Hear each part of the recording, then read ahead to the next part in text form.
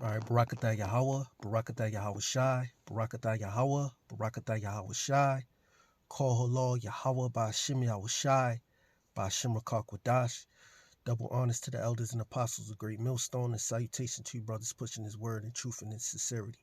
Got a quick article I want to get into a little bit. It's called, the name of it is Why the Bitter Feud Between President Trump and President Z, which is President Zelensky, has brought us closer to nuclear war. This is Michael Snyder, February 20th, 2025. All right, this is from shtfplan.com. As you can see, the mushroom cloud. Uh, what is that? Isaiah the 34th chapter. I want to read that. I might read that. I want to run through this article real quick. Let's see what this says. This is from one of my favorite bloggers, Michael Snyder at the Economic Collapse blog. It says all of a sudden, sending European ground troops into Ukraine has become a very hot topic. In fact, the British are openly discussing the possibility of doing this quite soon. Of course, the Russians have already warned that if the British send ground troops into Ukraine, military targets inside the UK will become legitimate targets, which that means escalation. All right, we're going to see an escalation. Remember what the prophecy says that put the hooks back into thy jaws, put the hooks into thy jaws. That's Ezekiel the 38th chapter. The Russians, all right, these armies are gonna some of these armies like over there in Somalia, uh, which is the eastern part or the Horn of Africa, and Iran. That's another country. You know, Turkey too. More than likely, they're gonna start aligning themselves with Russia. All right, as these wars escalate. All right, let's see. It says, needless to say, the moment the Russians start conducting military strikes inside the UK, the US would be forced to intervene, and we would be right on the brink of nuclear war. So this is part of that. What Yahweh Shah said, there shall be wars and rumors of wars. All right, we don't know what's going to happen, but we ultimately know what's going to happen. You know, nuclear destruction. All right, we're at the point. What do they call it? The precipice. All right, these things are going to escalate, and they're going to escalate quickly. All right, it says the British must not do this, but they are so determined to demonstrate which side they support in the feud between President Trump and President Z that they might do it anyway. Global events are moving so rapidly that it is really difficult to keep up with everything that is happening. Early on Wednesday, President Z accused President Trump of living in a disinformation space during a discussion with reporters. This is what he said in quotes. It says, unfortunately, President Trump, I have great respect for as a leader of a nation that we have great respect for. The American people who always support us, unfortunately, lives in this disinformation space, Zelensky told reporters early Wednesday. President Z went on to explain why Trump is supposedly wrong about a number of things. Did he not understand how Trump would react? If you want to get Trump on your side, you don't say bad things about Trump. Anyone that has been paying any attention for the past 8 years should know this by now. President Trump responded by absolutely shredding President Z on Truth Social. Now, this is what he said. He said, think of it modestly. Successful comedian Vladimir Zelensky, which he's an actor too.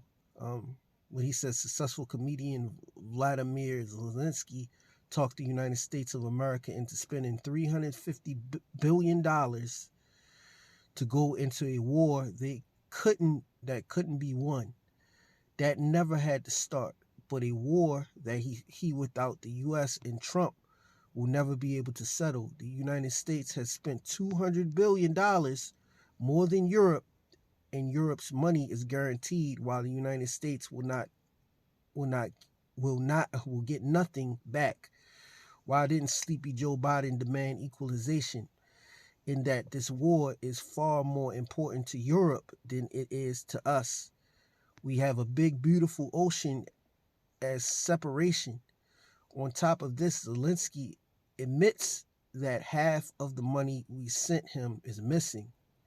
He refuses to have elections, is very low in Ukrainian polls, and the only thing he was good at was playing Biden like a fiddle, a dictator without elections. Zelensky better move fast, or he is not going to have a country left. In the meantime, we are successfully negotiating an end to the war with Russia, something all admit only Trump and the Trump administration can do. Biden never tried. Europe has failed to bring peace, and Zelensky probably wants to keep the gravy train going. I love Ukraine, but Zelensky has done a terrible job. His country is shattering, and his country is shattered, and millions have unnecessarily died, and so it continues. So this is what Trump said. This is the quote from Trump, and then the quote from Zelensky. All right. It says, this single social media post immediately caused a firestorm of controversy to erupt all over the globe. And I don't think that the damage that has been done will be easily repaired. President Z can't forget about having President Trump in his corner in this point forward. Vice President Vance just told the press that President Z has chosen an atrocious way to deal with this administration. Now, this is what I believe Vance said. It says, the idea that Zelensky is going to change the president's mind by bad-mouthing him in public media. Everyone who knows the president will tell you that in atrocious way to deal with the administration, said Vance. That is an atrocious way to deal with this administration, said Vance during an exclusive interview in the West Wing office. So this is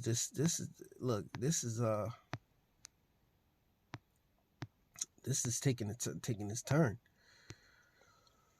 The rattling going back and forth between these so-called allies, the Ukrainian government that's led by Zelensky, and the American government, Donald Trump, and Vice President J.D. Vance. I'm gonna jump down a little bit in this article. Okay, it says much more alarming is how the Europeans are responding to Trump's comments. I think that the British government hates Trump so much that they might be willing to deploy ground troops to Ukraine just to spite him. And the British media is eagerly rallying public support for such a move. For example, the following comes from a BBC article that was just published entitled "British Army Absolutely Ready If Ordered to Deploy to Ukraine."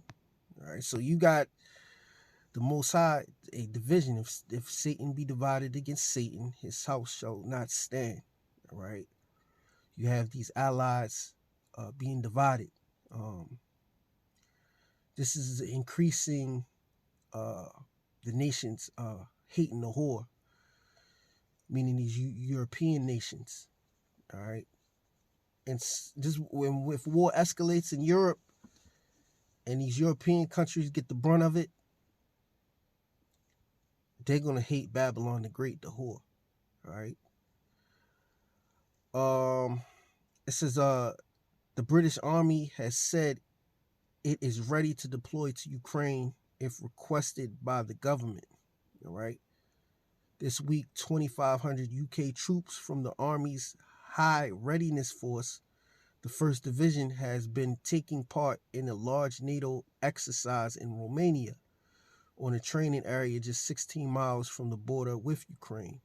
Although mobile phones have been banned on the exercise, most soldiers are aware that there are now initial discussions to send troops to Ukraine itself.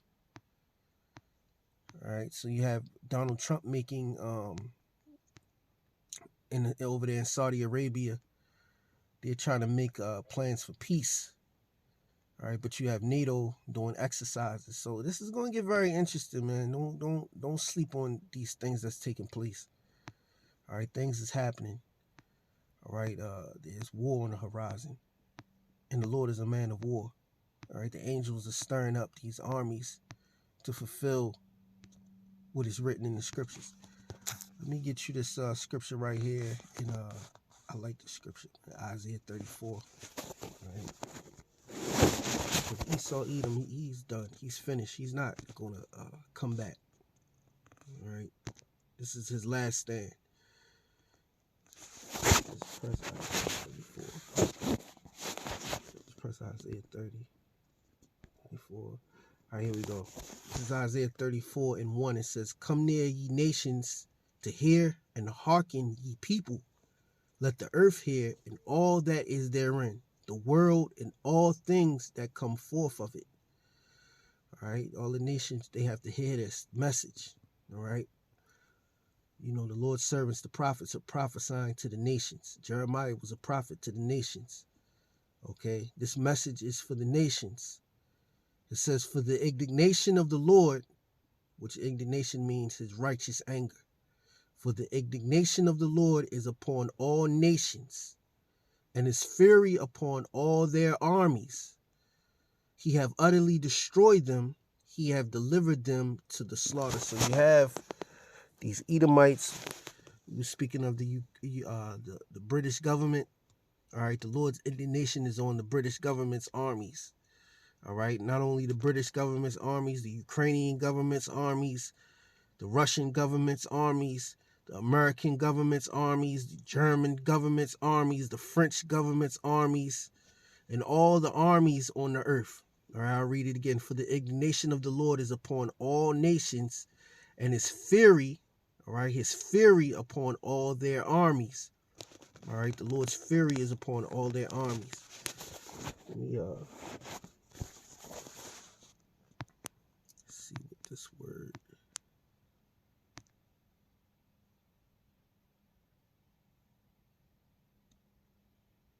I believe that word is Hamath. All right, it says heat, rage, hot displeasure, indignation, anger, wrath. It says poison down here. It says bottles. All right, burning anger, rage. All right. And the Lord's rage is going to be shown in these last days. All right, especially on these armies. "He have utterly destroyed them. He have delivered them to the slaughter." So they're going to be slaughtered. All right, these military soldiers, they're going to be slaughtered in the last days by the angels, the Lord of hosts. All right, it says, "Their slain also shall be cast out, and their stink shall come up out of their carcasses, and the mountains shall be melted with their blood. And all the host of heaven shall be dissolved, and the heavens shall be rolled together as a scroll," those nuclear missiles. "And all their hosts shall fall down, as the leaf falleth off from the vine, and as the falling fig from the fig tree. For my sword shall be bathed in heaven." All right. What is the sword of the Lord? Those nuclear missiles. All right. It says, "For my sword shall be bathed in heaven. Behold, it shall come down upon Idumea." All right. Idumea is Greek for Edom. All right. In fact, let's go to this cross-reference real quick. Not the cross-reference, translation comparison. All right. It says, NLT, it says, "And when my sword has finished its work in the heavens, it will fall upon Edom, the nation I have marked for destruction." All right. Idumea, Edom. All right. Idumea is Greek for Edom. It said, "And upon the people of my curse to judgment." And down here in the NLT, it says, "The nation I have marked for destruction." All right, which are the Edomites. All right, the Edomites have brought war to the earth, and they're going to be taken out in a great act of war, nuclear war. All right, they're not going to be able to regain power after this Third World War. That's it for them.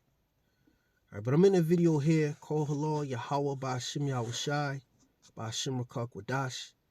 Double honors to the elders and apostles of Great Millstone, and salutation to you brothers pushing this word in truth and in sincerity. Until the next video, shalom.